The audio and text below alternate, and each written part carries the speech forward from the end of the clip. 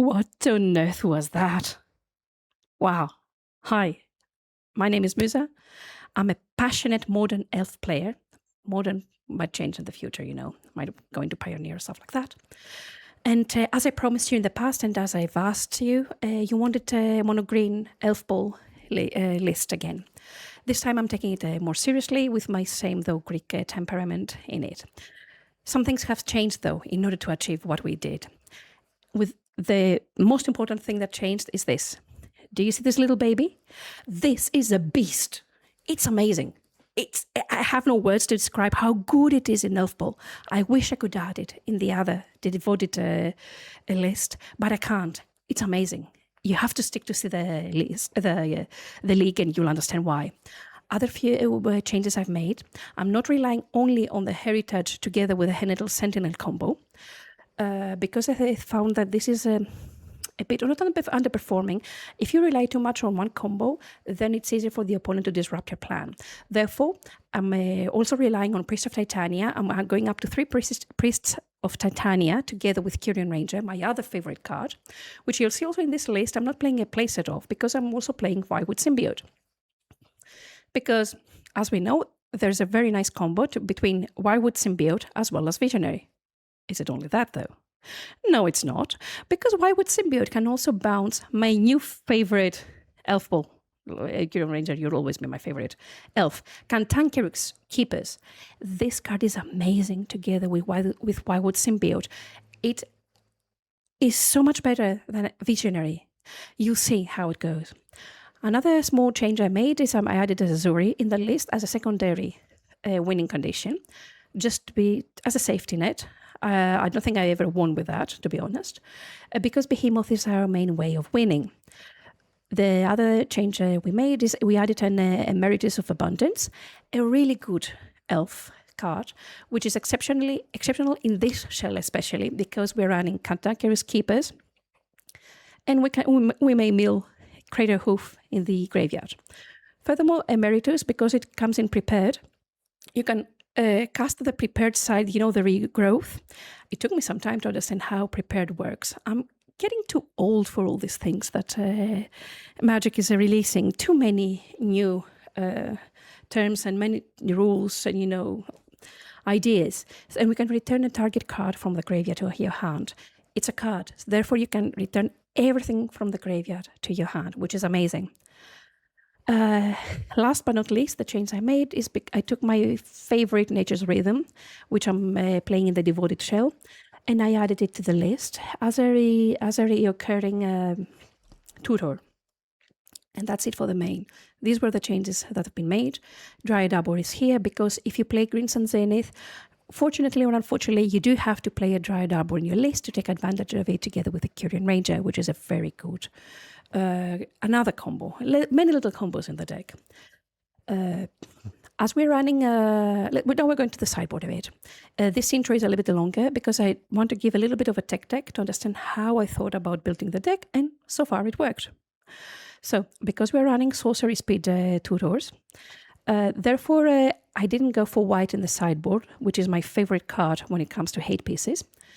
So I had to deal with my problems some way. And what's the better way of dealing with a problem than actually checking the opponent's hand? Therefore, I went for black and I added 3 Thought Seizes, which lets me take out of the opponent's hand anything that's a threat. What's a threat for Elfball? Threat number 1, Clarion Conqueror. You have no freaking way of removing it unless you are running in the sideboard a Kroll Harpooner, a card that I am not a huge fan of for a very simple reason. It only kills flyers. I wanted something that's a bit more generic. If I want to kill something, if I want to remove something, I want it to be effective, like Skyclave Apparition. Whatever is 4 mana and lower, it removes it.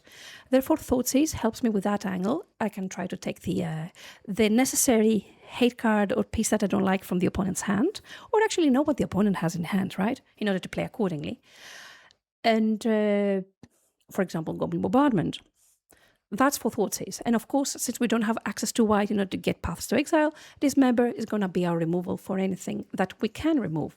The downside of Dismember, as always, is that it gives up to -5/-5 to target creature, which means that sometimes, for example, it might not kill a frog. It definitely cannot kill a grizzlebrand, and etc., etc. You understand what I mean. The rest of the sideboard is pretty stock list. I'm always running 2 forces of vigor. I'm running 2 endurances. Collector Oof stays in the sideboard for obvious reasons, for affinity that is. Chomping Changeling is our another artifact plus / enchantment hate. If you're running Wildwood Symbiote, as I've said in the past, you have to run Chomping Changeling in the sideboard because you can reoccur that destroy effect. Vexing Bauble together with Void Mirror are therefore unfair decks, let's say, mainly Solitudes or Neobrand. Void Mirror is also exceptional against Tron. Soulless Jailer is our only option in place of Dranith Magistrate, and therefore it can stop Living End. It can also stop Storm. The downside of that is that when you bring Soulless Jailer in, remember you always have to remove some of the Nature's Rhythm, because Soulless Jailer is for everyone. It's for both sides. It's for you and the opponent. Therefore, you won't be able to cast Nature's Rhythm from the graveyard. Let's fix the deck a bit. And apart from that, we also have Disruptor Flute. It's a very generic card also for me. I like cards that have multiple uses, if possible, because you can name it to stop activated abilities of a chosen source, or you can also cast it proactively in order to prevent the opponent from casting a specific spell.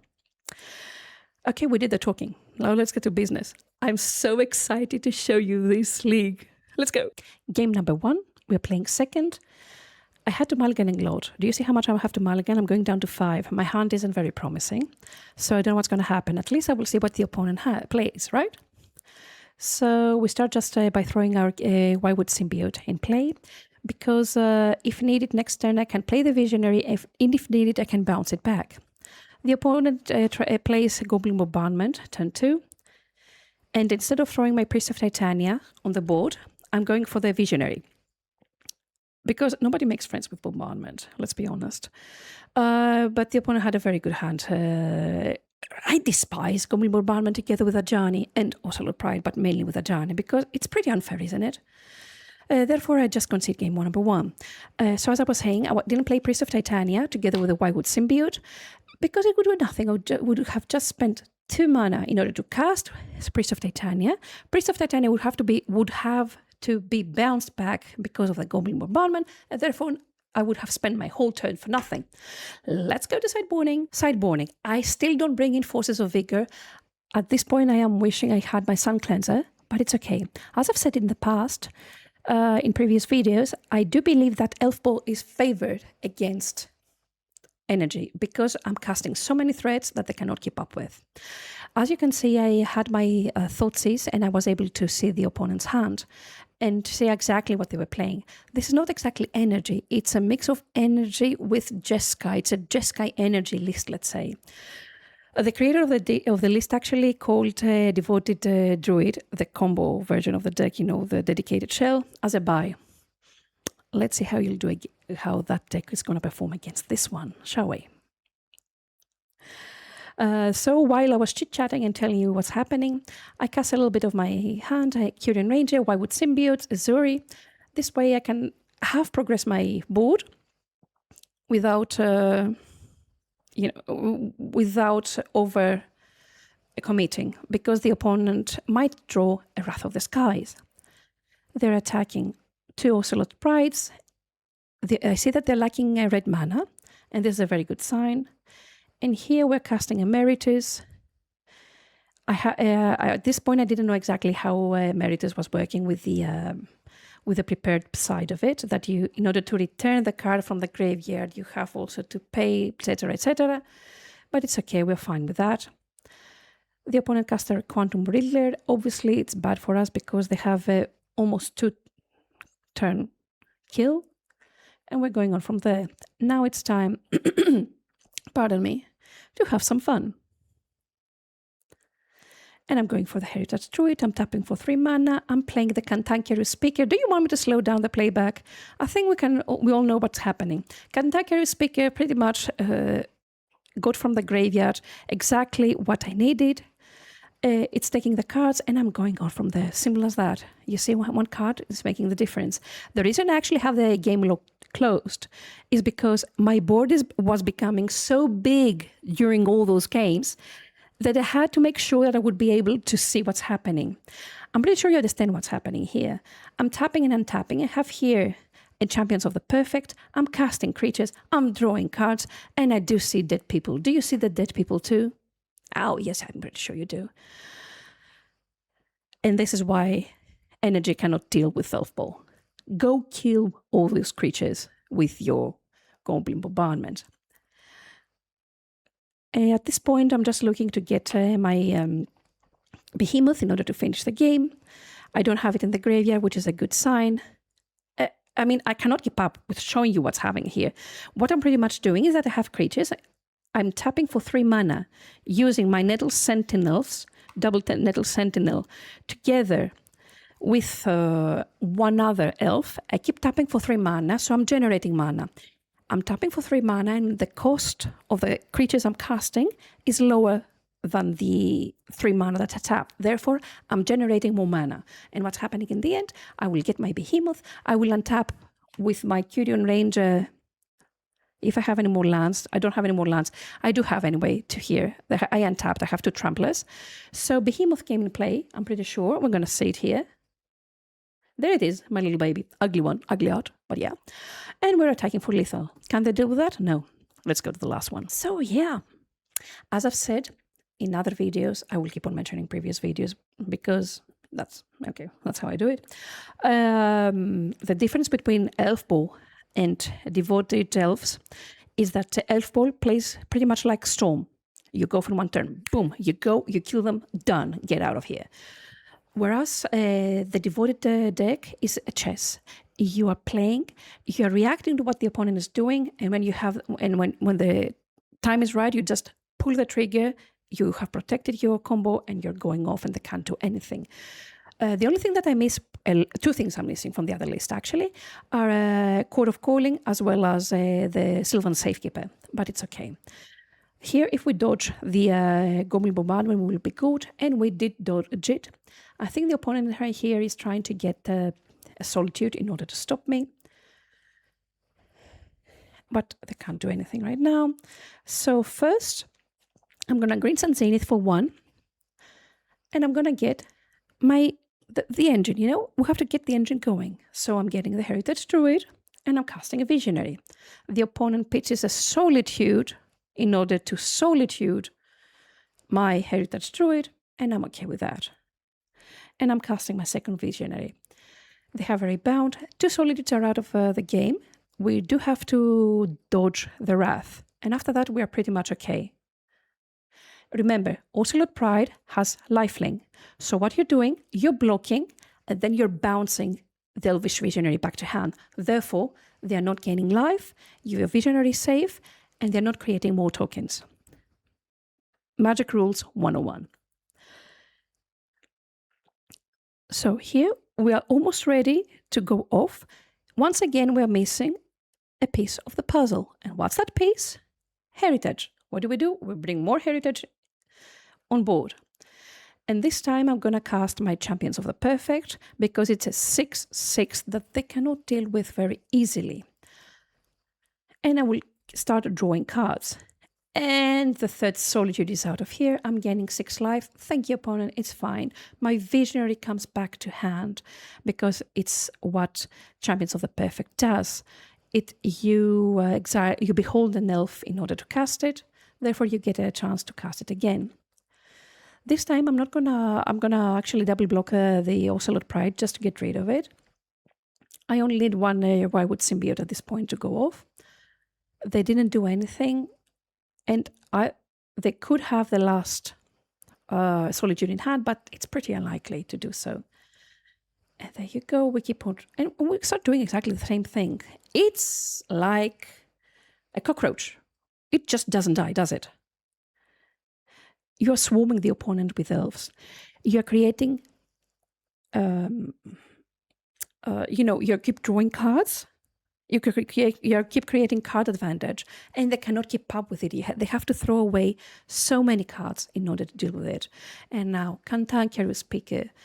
It only milled one card in the graveyard. But another good thing about this deck is that if you mill the Nature's Rhythm in the graveyard with Cantankerous Keepers, you can actually cast it from the graveyard because of the Harmonize. Awesome, right? And here we have assembled the combo. We have Champions of the Perfect. We do have Kyrian Ranger. We have a Heritage Druid. And we start doing crazy stuff. Because who doesn't like drawing cards? We love drawing cards.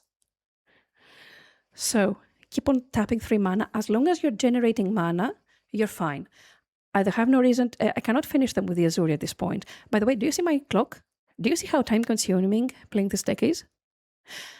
In the time that I'm playing a 1.5 league with the other deck, I played almost 1 league with this one, and I had to take some more time.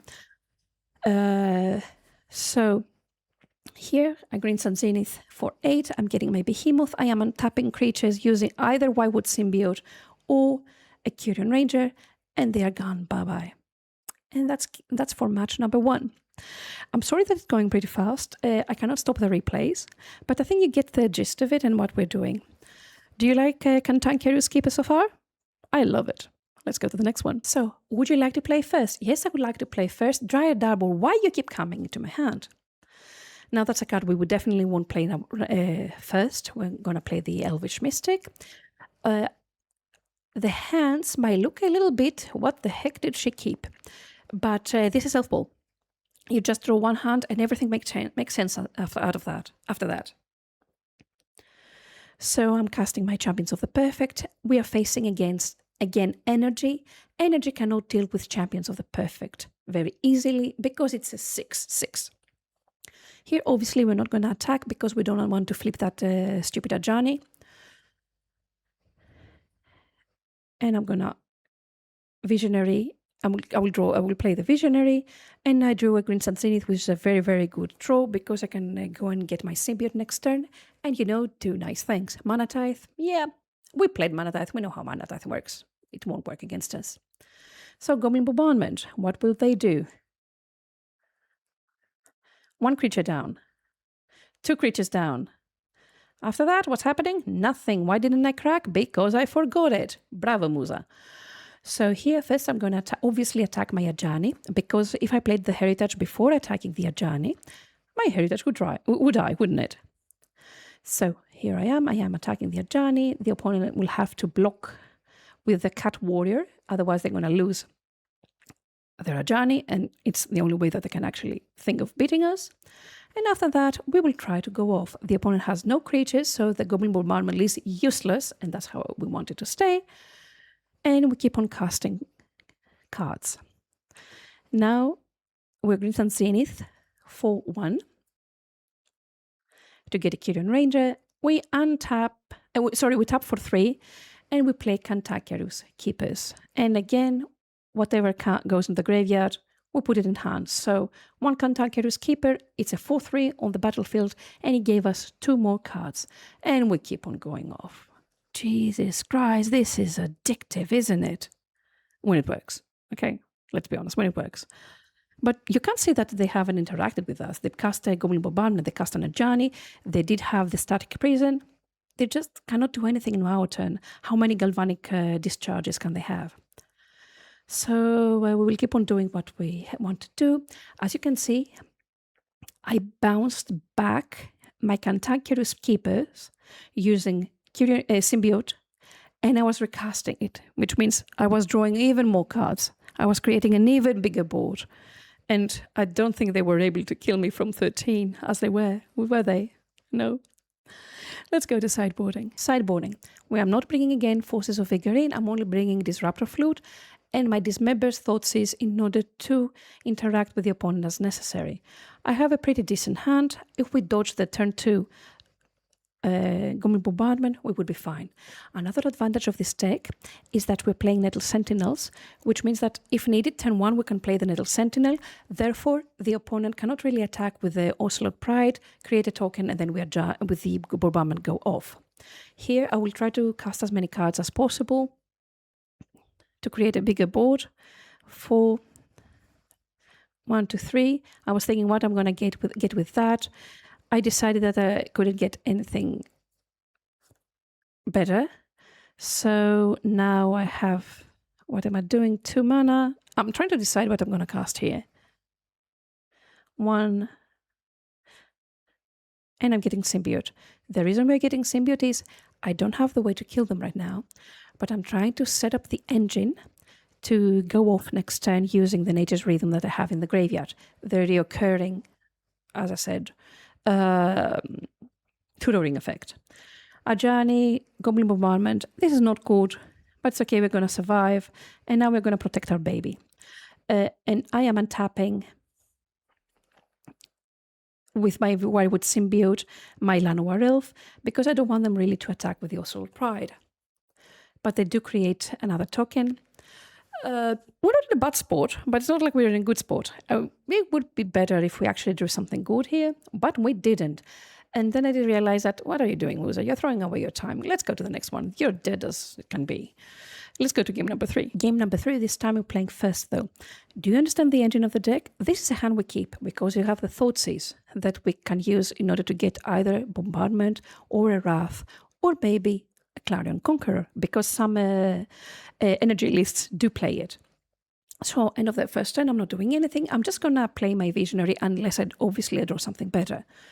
Here, I'm not going to make the same mistake as I've done in the past. I'm going to play first the land, then I'm going to Thoughtseize them, and I'm taking what I want. What do they have? They have Wrath of the Skies, they have Static Prison, Guide of Souls, and Fable. Fable isn't that good against this version of the deck. Wrath of the Skies, I know they have it, I can play around it.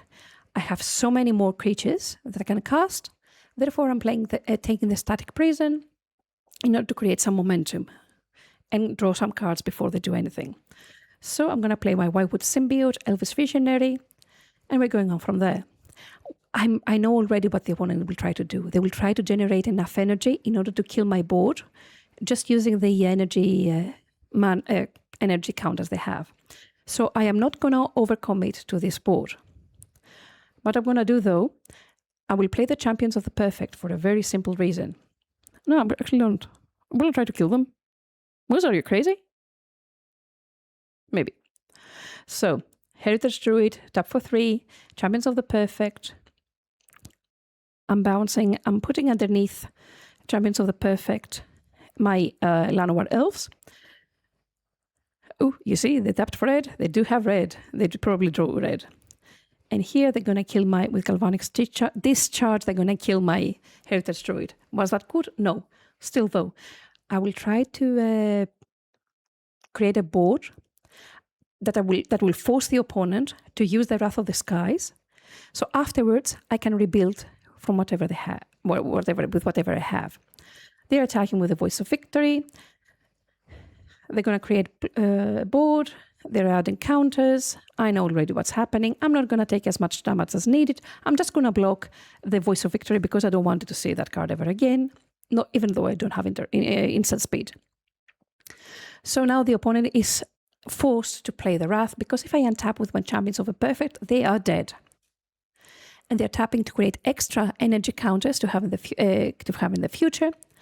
And with the Wrath of the Sky on the stack, I am bouncing back to hand my Champions of the Perfect, and life is good again. As I said, Wirewood Symbiote is good when you're creating some... when you're creating an advantage with it. If you're bouncing back a Priest of Titania that you just cast, you didn't do anything. You just spent a whole turn using your 2 mana in order to do exactly the same the next turn. I think there are better cards that you can use. This is why I'm not playing it in any other shell. And now you see that we still go off. We got another Heritage Druid. We haven't won any games so far with Priest of Titania, but as I said, is our secondary combo of the deck.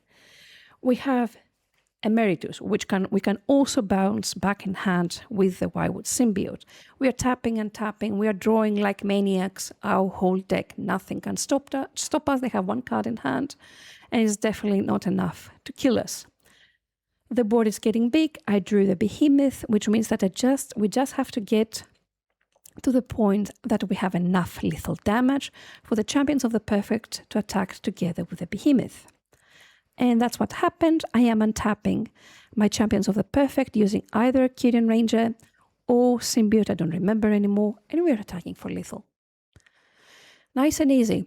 Things that you might not have seen because the playbacks go fast is the Kyrian Ranger kept bouncing, tapping and untapping Visionaries or Emeritus if needed, and we'll continue drawing cards.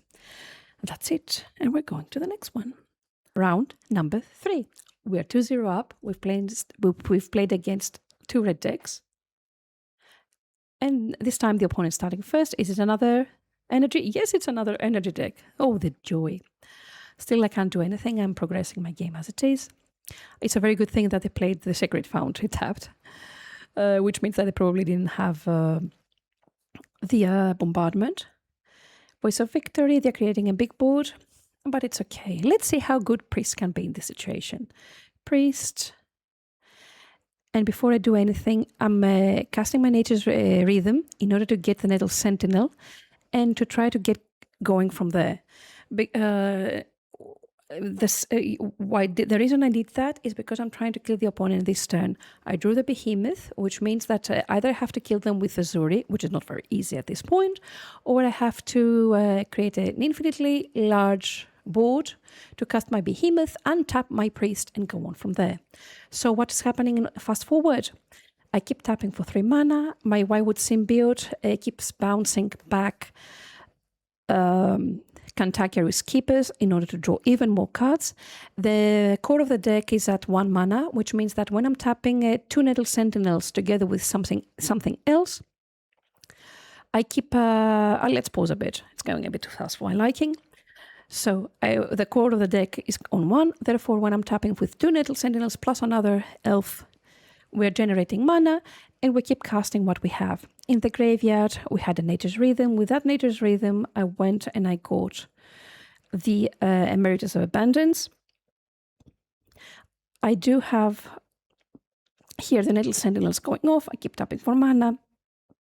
The Regrowth is here in order to cast anything I need from the graveyard. I have also Nature's Rhythm here. Let's continue going. You might want to slow it down to see what's happening.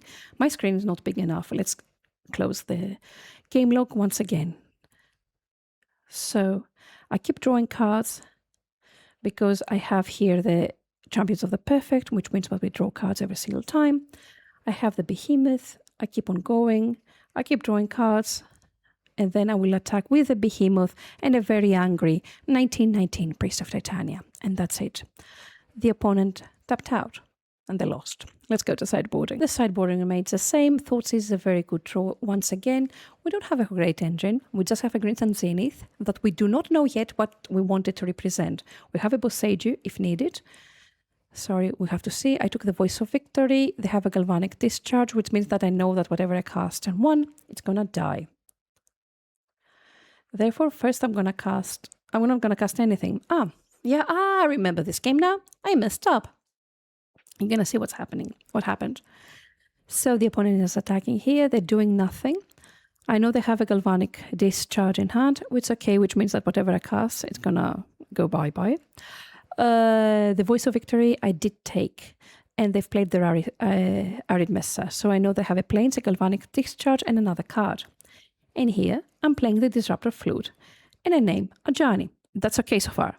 What's not okay after that is that I played the Boseiju. I meant to keep the Boseiju up in order to have it for the Gomli Bombardment if needed. But I messed up so badly and I didn't have it. And when I realized, I was like, oops, I might have lost the game on my own.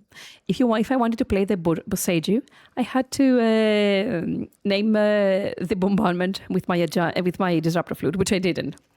This was a mess up, but it's okay. The opponent drew the Bombardment, or they had it. They actually drew it, from what I can understand. And that's it. We lost. We deserve that loss because I played poorly, and we're going to game number 3. So there's another keep. The hands look weird that we keep, right? They don't have the beginning, middle, and the end as we're used to with the other deck. You just cast cards that make no sense, and all of a sudden, it all makes sense. So here, obviously, turn 1, I'm going to cast my Nettle Sentinel together with my second turn, my Priest of Titania, which means that if they cast a Goblin Bombardment turn 2, they won't be able to attack because my Nettle Sentinel will take care of the little cat. Nobody likes cats. I'm a dog person. So the Ocelot Pride is going to attack here. And we're in a good spot. I'm playing my Kyrian Ranger. I'm tapping for 3 mana. I'm casting my Cantankerous Keeper. And the only card I take back to hand is my Heritage Druid. But then I'm going to bounce back my Cantankerous Keeper using my Whitewood Symbiote and bounce my Priest of Titania. And here I am not failing once again. And my Disruptive Flute named the right card, Goblin Bombardment. Thank you, opponent. You can take that Goblin Bombardment home. Nobody likes it. So here, you see what we did? We blocked with the Cantankerous Keeper, and then we bounced it back, which means that the Ocelot Pride won't create a token. Cantankerous Keeper will give us again card advantage because we will be able to replay it the next turn twice. Once that we had it in hand and once from the Whitewood Symbiote. And we drew the Champions of the Perfect. And do you see dead people? I see dead people. Once more, we have 2 Nettle Sentinels. We're tapping for 3 mana every turn. We're tapping and tapping. Champions of the Perfect. We're drawing cards like maniacs, and we like that. Who doesn't like drawing cards? This is so much to play. This is so much to play when it's working, isn't it? And that's what when the opponent decided that they've had enough. I've had enough of energy too. And I hope that in the next round, we're going to face something different. Round number 4, we're 3-0 up. We've butchered anything that has energy counters. And we're going on.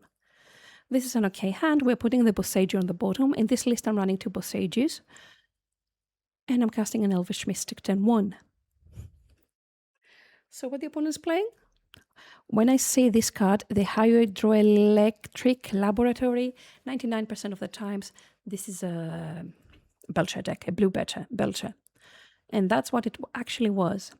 Right now, because of all the Devoted Druid decks that they're facing, they're running Stern Scolding, and it's okay, we can always play around this card. 1, 2, I'm drawing another card with my Visionary, and once more I will try to cast my Kyrian Ranger, my Heritage Druid, and then I will attempt to cast my Cantankerous Keepers. There's a thing. They don't have any cards at 6 mana. Therefore, their Disrupting Shoal cannot counter the Cantankerous Keeper. Did I draw anything? No, I actually drew very poorly from it. But still, though, we created a significant board in order to kill the opponent. And we drew another Cantankerous Keepers. Jesus, do you understand the value this card gives? So it milled in the graveyard, and Nature's Rhythm. It milled in the graveyard and Nature's Rhythm, and this is the card that I'm going to try to cast. They have to do something at some point. They pitched a Tameshi in order to get rid of my Nature's Rhythm, and then I understood what the hand was all about. But at this point, I'm just going to beat the hell out of them. I have a bunch of 1/1s. They rarely run any creatures apart from Tameshis, and we're just slapping them. And they bounced back the Cantankerous Keeper. That's okay for me. I would be able to cast in the next turn. The problem is that they wouldn't be alive. And that's it. They couldn't keep up. There was so much going on. Too big of a board. And we killed them pretty much on turn 4. Let's go to sideboarding. Sideboarding, this is the matchup that you want Void Mirror together with Vexing Bobble in. I didn't bring my Voices of Vigor in. It was a choice. And I would have to say that was a poor choice of mine.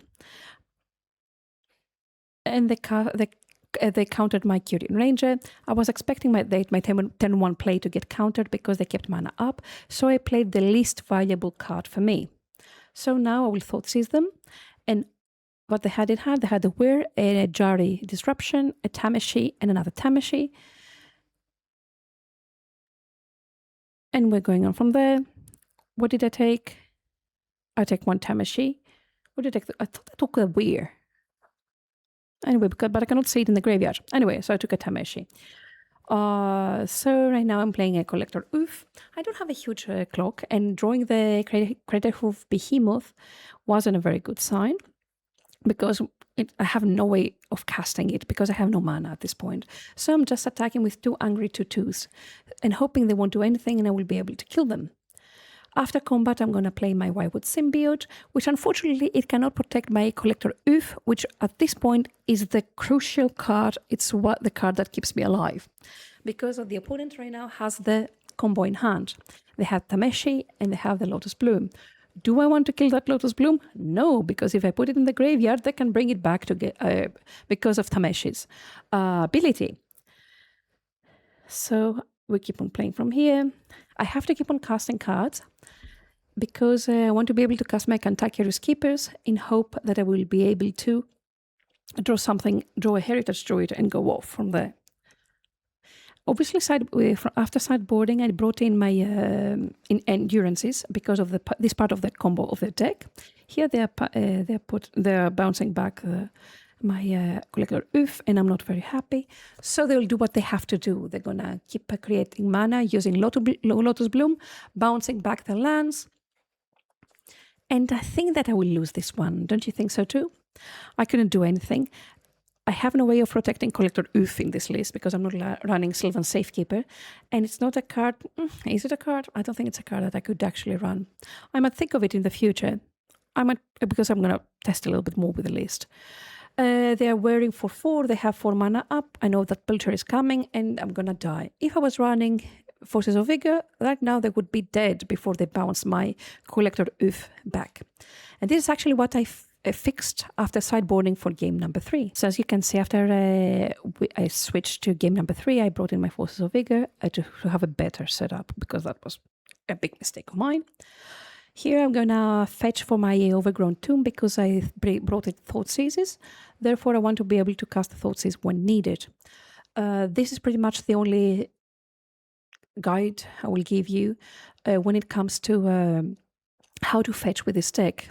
Do you bring your black sideboard cards? Yes. If you do so, then bring in, then fetch for a black. Otherwise, always fetch for a colorless. What am I saying? For green, for a forest, and you're gonna be fine. Void Mirror, it got countered by a Disrupting Shoal, but they are down to 3 cards, and we have a Lotus Bloom ticking in order to come into play. Still though, there is no holding back at this point. I have to keep on casting cards to see what's going to happen and what I'm going to draw. I drew my Collector Oof. Here I'm going to tap for 3. Why didn't I tap for 3? I have no freaking idea why I didn't tap for 3. Anyway, I'm going to play my Visionary. I'm going to draw another card. Crimson Zenith. I'm going to play my Curion Ranger. I'm going to tap again for 3. I'm going to untap. No, I'm not going to tap. What I'm going to do? I'm going to Crimson Zenith for 2. For 1, sorry. It's going to get forced. And they only have 1 card in hand. And the last card in hand was a Jardy Disruption, taking away my Collector Oof. It's okay. I'm fine with that because I had to take away their Whir in order for them to force me, which means that they only have 1 card in hand, and whatever that Lotus Bloom is getting from the when it comes into play. So I'm not in a bad spot. That Chomping Changeling was a decent, let's say, draw. Not as good though, because I would prefer to draw a Cantankerous Keepers at this point just to go off. End of their turn. 99% of the times, you should always remember to bounce the Visionary or the Cantankerous Keeper back in hand in order to draw extra cards in your turn. And that's actually what I did. First, I'm going to tap for 3 mana. I'm going to play my Visionary. Before I try to interact with the opponent and try to kill their Lotus Bloom, first and foremost, I'm trying to see if I can go off. Life isn't relevant against Belcher because you're dying in one go. They're not going to beat you to death with creatures, are they? You think that this angry Tameshi is going to kill you? No, it's not. So I'm trying to see if I can go off. So now I'm tapping for 3 mana. I'm going to play my Chomping Changeling in order to draw a card with the Champions of the Perfect. I drew a land. And boohoo, our streak is over. Because I have 2 mana left over, I have to keep on going with the Elvish Visionary. I'm tapping again, tapping with Nettle Sentinel, using Heritage ability. As you should remember, Chomping Changeling It's, let's say, a Reclamation Sage. If you don't own this card, just play a Reclamation Sage. The reason we upgraded to this card is because it has 2 toughness instead of 1 toughness that Reclamation Sage has. And I attacked from there. Once more, the opponent has nothing. They don't have anything in exile. They do have 2 lands with Tameshi that they bring back Lotus Bloom, but it's not enough for them to go off as they are. So they're going to cast an Engineer to 1. They're going to kill the whole board. At that point, I should have bounced back to hand something, which I didn't. That was a mistake of mine. I got a bit blinded. And that Whitewood Symbiote, in their turn, should have bounced even the Heritage, mostly, in order to be able to have 3 mana and play anything I wanted. So here we are.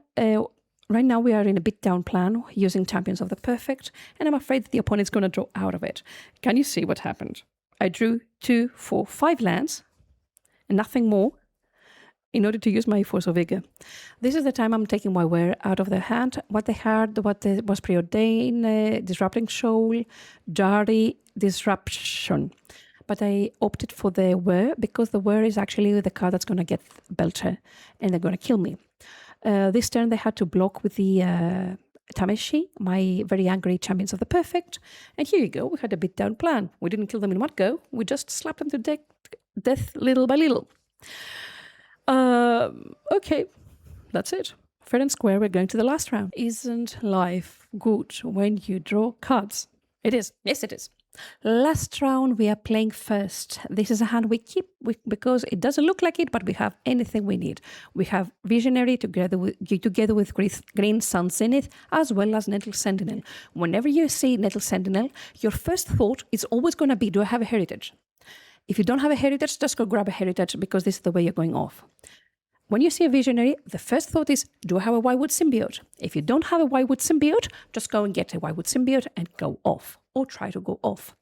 And the opponent is on the Izzet Steel Cutter deck, which normally is a pain to beat.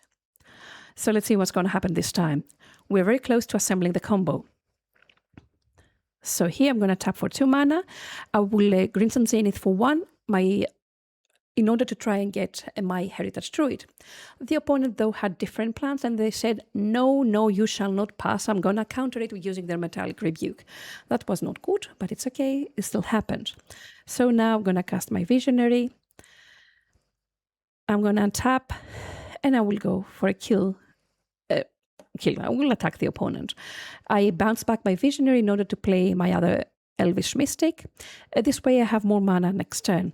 The Tamiyo flipped. Everything will be a 1-1, 1 -1, 0 when I'm going to attack. But hopefully next turn I will finish the game and I won't lose for 1 point. They're gonna get behemouthed. They have 1 card left in hand. They're drawing a card. They're trying to get out of it. So now that I've seen Metallic Rebuke, I know that that's a card I have to play around. Yes. Am I going to play around it? So.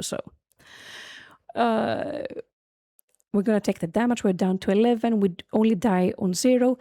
In this deck, first you fetch, you go and get your forest in order to thin your deck and do the rest of the things that are needed. So I cast Cantankerous Keepers before I cast my Visionary because it creates more value. It gets all the elves that go to the graveyard, that you mill to the graveyard, back to your hand. I only got 1 elf back, but it was actually the elf that I wanted, wasn't it? I go to the Heritage Druid, I have my Nettle Sentinel, and as I've said in the start of this round, this is all what we wanted, and we keep on going off. Whitewood Symbiote, untapping elves, bouncing back, Cantankerous Keepers, and this is when value comes. I want to scream. This is so nice, isn't it? And we will keep on doing what we know how to do the best. Champions of the Perfect. I am going to create a huge card advantage because we have so many elves in hand that we'll keep on drawing cards. We have infinite mana at this point, pretty much. Actually, I got a bit unlucky here. I only have 1 Nettle Sentinel, even though I've been drawing cards like a maniac. So I drew the Emeritus. As a backup plan, I have to do again once more what I do with my screen. They don't fit. There are just so many elves that they don't fit in my screen. I haven't felt so good playing Elfball in such a long time, though.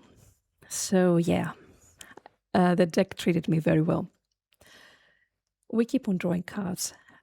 We cannot beat them with Azuri once again. So as you can see, Azuri so far has been useless. But the style of decks that we face in this league didn't require Azuri. If we were facing, let's say, black, I think, maybe Azuri would be more useful because it has the regeneration effect. It's something that we will have to test, and definitely I'm going to test. And we keep on drawing cards. I have the Behemoth in hand, so the only thing that I need to do right now is actually find 3 Nettle Sentinels in order to keep generating mana, tapping Nettle Sentinels and casting 1-drops. But the deck, even though I'm down to 16 cards, didn't want to give me the Nettle Sentinels. So if the deck doesn't give it to me, what I'm going to do, I'm going to get them myself. What's happening here you cannot see is that I have Nettle Sentinels, Wirewood Symbiotes, and Kyrian Rangers. I keep tapping and tapping things in order to be able to get my Nettle Sentinel. I Nature's Rhythm for my second Nettle Sentinel, and now this is when everything makes sense after all. And I keep drawing cards and generating mana. We have the Nature's Rhythm in the graveyard. We don't want to really cast them. Finally, I draw the third Nature's Rhythm. Always be careful when you're playing this deck. Remember, where is it? It's hidden somewhere here. There you go. Champions of the Perfect's ability to draw a card is mandatory, which means you're going to draw the card. And if you have run out of cards in your library, you're going to lose the game. So always be very careful how you play with this card when you're reaching the end of your library. I'm down to 10 cards. I had to stop here. I couldn't continue the playing around. I untapped my creatures, and of course, somewhere here in the far right at the back, you're going to see a very angry behemoth that's going to kill the opponent. Let's go to sideboarding. Boom, boom, boom, boom, boom. It's going so crazy. So the only the cards that I brought out of the let's say the stock list of sideboard cards, Force of Vigor, and I also brought in my Vexing Bauble in order to get their 0-drops, like Mistress Bauble, Mox Opal, and Mox Amber. I'm playing my Mystic, the opponent is mean, and they are killing my Mystic. The unfortunate thing about what's happening on board is that my only land is a Boseiju, and I cannot go off. But thank you, deck, that you're drawing me the second land that I needed, even though I only ran 17/18 lands, because I cannot consider Dryad Arbor as a land. It's not a creature, it's not a land. And as you might have seen in some of the games, I sideboarded the card out. Mox Opal, Core is still Cutter. I don't need to do anything right now. Is the opponent a threat? Are they a threat? No. So my Force of Vigor stays in my hand until I have the right target to kill them. Obviously, I'm fetching for a forest because I will be tapping and untapping and replaying this forest. And I do want not to lose any more life because this is a pretty aggressive deck. But the deck decided, no, it's turn 4. I'm tired. I want to be done with it. Let's finish the opponent right now. And that's actually what we're going to do. We're tapping for 3 mana. We're going to play my Symbiote. I'm bouncing back my Cantankerous Keepers, my new love. Oh, you're so perfect and so fine. We keep drawing cards. Green Sun Zenith, Visionary, another Nettle Sentinel. We're going crazy. We're going like maniacs. We're drawing everything. And I have a Green Sun Zenith in hand, which can do everything needed. So right now I have 8 mana. And what's better than killing the opponent, right? Let's not wait. I'm untapping my Kyrian Ranger using its ability, and I'm swinging for the lethal. And that's it. That was a magical 5-0. Thank you very much if you stayed until the end of the video. Some things that I would like to say. This was the first time I played the deck, and it 5-0'd. Was it luck? Probably it was. Does the deck feel good? Yes, it does. I will keep on testing the deck the next few days. You have to take into consideration a few things. First of all, we didn't face any Clarion Conquerors, which is the deck just dies to Clarion Conqueror. We didn't face any black decks that could play Orcish Bowmasters, which is another card that the deck dies completely to. We didn't face any Blink. We didn't face any Gorios. These are matchups that we need to test. I need to test for you. You can also help me. Obviously, I'm always open any help that anyone that wants to help me play elves, please do so. I need help. These are matchups that are crucial to define the deck, if it's a good deck or if it's a fun deck, and we haven't faced. And I will keep on playing and see how it goes. Because maybe by adjusting some cards in the sideboard, this can turn into being a very good deck.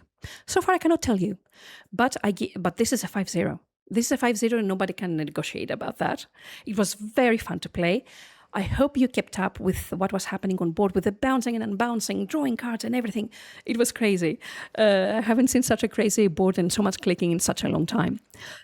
In any case, if you stayed until the end of this video, thank you very much for watching. I will put all the necessary info regarding this deck in the description box down below. In my free Patreon, I will upload a sideboard guide in the next few days, and I will upgrade my primer on the Elfball. I will keep on enriching them. Please bear with me. In September, the schools are open again, and I will have more time to work on content and do the things that I owe to do for everyone in order to help the community. And I guess I'll see you in the next one. Bye-bye.